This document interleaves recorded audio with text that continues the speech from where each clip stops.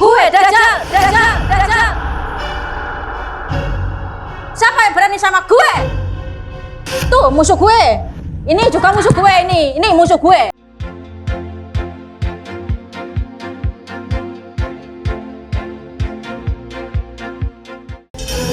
Rida, Demak, 28 tahun. Terjebak dalam berbagai aliran dan amalan.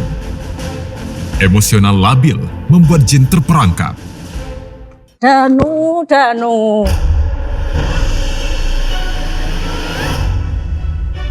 Kalian semua teman-temanku ada di tubuh kalian semua. Gak ada yang luput dari gue. Gue, Dajjal, Dajjal, Dajjal. Siapa yang berani sama gue? Tuh musuh gue.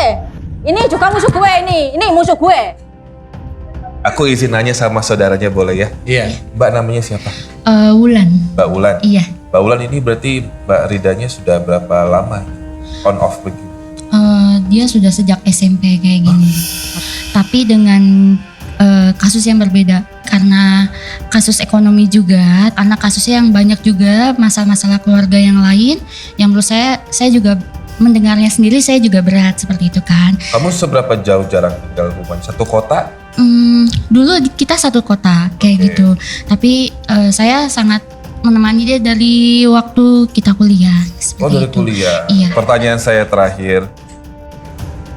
Yang saya baca betul ada keterlibatan dukun, Iya benar. mengirimkan sihir seperti itu.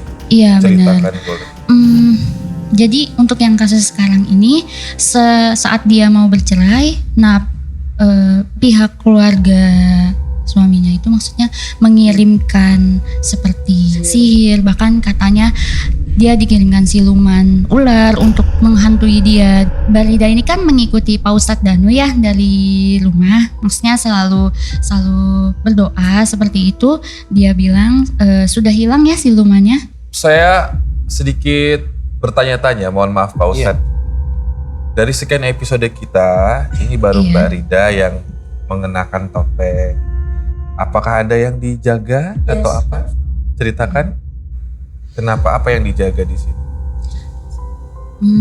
Jadi memang terutama untuk menjaga dari ini ya keluarganya, untuk tidak buat menjaga Saya nama dibenci baik keluarga keluarganya. Dibenci seperti keluarga. itu. Anggap beda aliran, Apanya? sesat. Kan ikuti Ustadz Danu. Keluarga saya kan anti Ustadz Danu.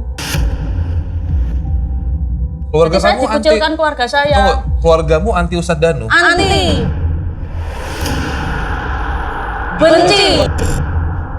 Mbak Rida tampaknya semakin kabur jati dirinya Pak Ustadz ya, atas segala permasalahan, baik itu permasalahan masa kecil, masa remaja, mohon maaf sampai ke masalah dewasanya pun, rumah tangga membuat jati dirinya makin kabur Pak Ustadz.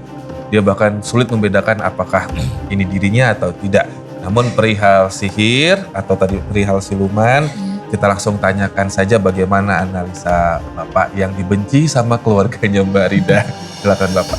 Iya, sebenarnya kalau saya amati dari Mbak Rida ini banyak sekali yang mencoba menguasai Mas Robi. Jadi tidak cuma hanya Dajjal, tetapi jin-jin biasa ikut menguasai. Kemudian ada jin yang tadi bercerita itu memang bukan Mbak Rida, tapi jin itu bilang aku, tapi itu bukan Mbak Rida. Nah, pada saat jin itu bilang aku, insya Allah ini menjadi gambaran bahwa jin itu sebenarnya sifatnya Mbak Rida. Dan jin ini masuk dari sifatnya Mbak Rida. Sifat yang mana? Kalau saya amati dari Mbak Rida tadi cerita atau jin tadi itu bercerita itu, sebenarnya adalah jin ini masuk dari apa yang sering dikerjakan Mbak Rida. Apa yang sering dikerjakan. Umpamanya Mbak Rida, ada persoalan yang sebenarnya kurang baik dirasakan Mbak Rida.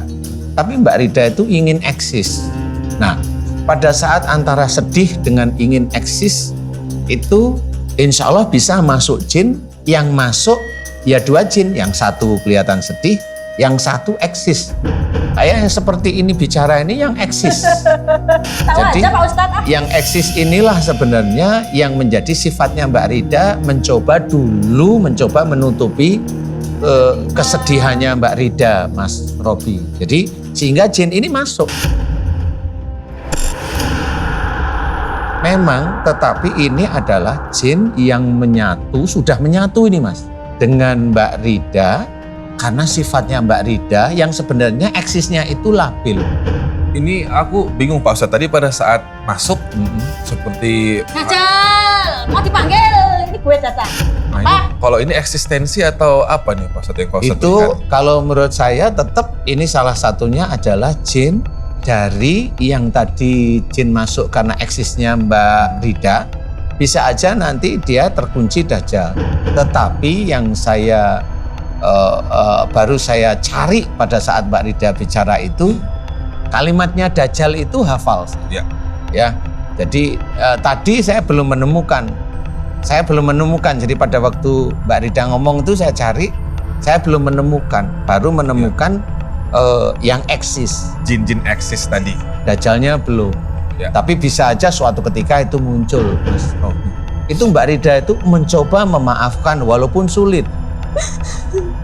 Walaupun sulit sebenarnya. Jadi mencoba memaafkan. Itu kan memori Mas. Kalau mamanya, mohon maaf nih, seseorang dilecehkan itu kan nggak bisa hilang. Umpama ya. Oh, Kan nggak bisa hilang, itu tetap ada aja di sini. Dan tahu orangnya, kan nggak bisa hilang.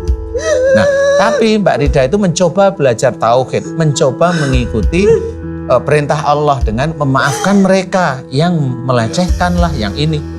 Tapi hatinya kan sudah sedih. Jadi sekian tahun itu merasa sedih, kemudian atas izin Allah mengenal saya itu kan ya. belajar untuk menyesuaikan karena tidak ingin salah sebenarnya.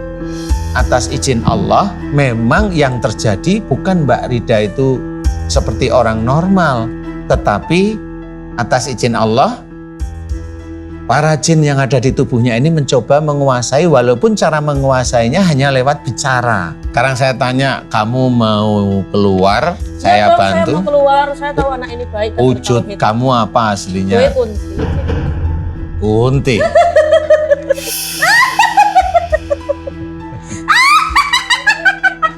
Sekarang kamu diam dulu coba. Saya mau nanya sama Mbak Rida. Biarin Mbak Rida cerita ya. Saya mau Kamu nanya kan sama Mbak udah Rida tahu ya. nih, biarin Mbak Rida cerita deh. Ini kan bukan saya yang orang awam yang melihat atau membaca, tapi beliau Pak Ustadz yang tadi menyebutkan ada satu kata, mungkin pelecehan. Ya kalau Bapak nggak melihat sesuatu, nggak mungkin Bapak sebutkan secara lantang. Kalau saya sih nggak bisa lihat, tapi kan Bapak menganalisa seperti itu. Benar ada. Dari orang terdekat dan dari para dukun seakan-akan mengobati padahal melecehkan gitu. Jadi sudah biar ikut aja.